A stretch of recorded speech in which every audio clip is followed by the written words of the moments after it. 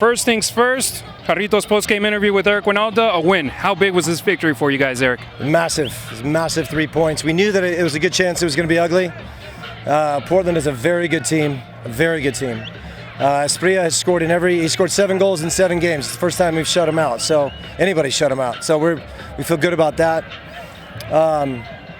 Had to make a lot of moves tonight. We had to have guys just buckling down. I mean, with the injuries that we've had, Para played hurt tonight. Jose isn't all the way there yet. Fito isn't all the way there yet. So when you got to make 3 changes up top, that's just a lot of that puts a lot of onus on our back line and our midfield. So it looked at times like we were really scrapping because we were. It was one of those games where we had to scrap through it. It wasn't pretty. But 3 points is massive right now, especially the shutout. Tommy was fantastic in goal. Big moment with the win, but also when Bryan De La Fuente came back onto the pitch.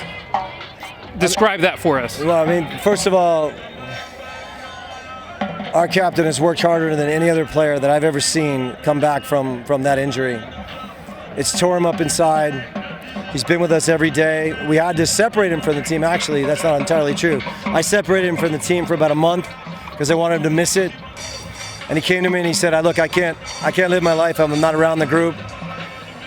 And every day since then, which is about 3 months ago, he has been an inspiration to all of us. So when he went on the field, it's a tough game to throw him into. But if I didn't trust him, I wouldn't have done it to him. I don't think we win the game without him. So scrappy game, needed our captain, needed that leadership. And being the man that he is, he pulled through for us. So I just so happy for him. There was a moment there at the end of the game where I'll probably cry if I think about it, but nobody has put more into this and has more heart than Bryan De La Fuente. So we're so blessed to have him back. And I had heard 15-minute time limit, if the team is winning by 2, if the game's comfortable.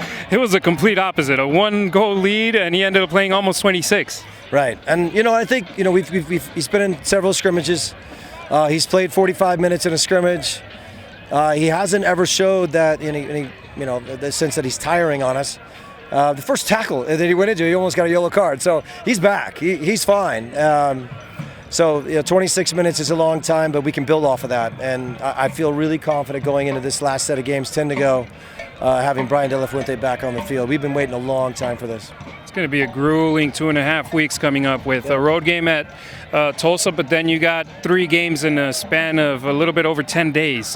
How do you prepare yourself for that?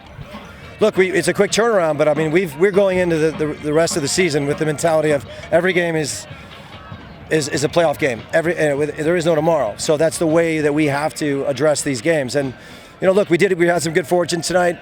Post helped us out, Tommy's best friend, and we're walking out of here with 3 points. I know it wasn't pretty. I know it was ugly. But sometimes that's the way you have to play if you really want to buckle down. We have a lot of injuries, a lot of suspensions. We'll get Sando back now. We got to evaluate where Para and Preston are at the moment because they're hurting. But that just speaks volumes of how tough they are and how much this game to them in particular meant. So we'll move on. 3 points is a big deal. We're good.